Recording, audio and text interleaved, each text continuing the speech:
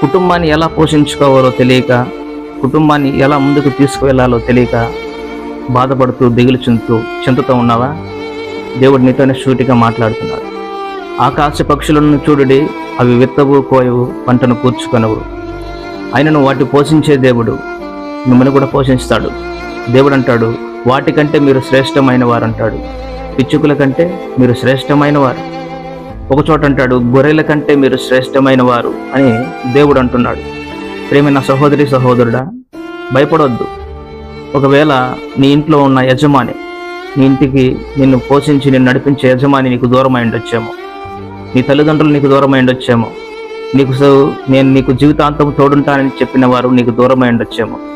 ప్రియ సహోదరి సహోదరుడా, ఒకవేళ నీ ఉద్యోగం పోయి ఉండొచ్చేమో, నువ్వు చేతి పనులు బలహీనపడి ఉండొచ్చేమో, కానీ దేవుడు నీతో మాట్లాడుతున్నాడు, నేను మిమ్మును మీ పిల్లలను పోషించేదను అని దేవుడు ఈరోజు నీకు వాగ్దానం చేస్తున్నాడు. ప్రియ సహోదరి, నీతోనే మాట్లాడుతున్నాడు. సహోదరుడా, నీతోనే మాట్లాడుతున్నాడు. నీ చేతి పనిని దేవుడు దీవిస్తాడు.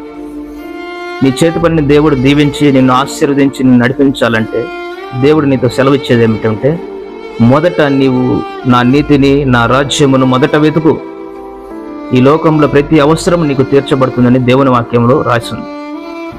సహోదరి, నీతోనే మాట్లాడుతున్నాడు. సహోదరుడా, నీవు దేవుని వెతకండి, దేవుని నీతిని, ఆయన రాజ్యాన్ని వెతకండి, సమస్తమును నీకు దేవుడు అనుగ్రహిస్తాడు. Praise the lord.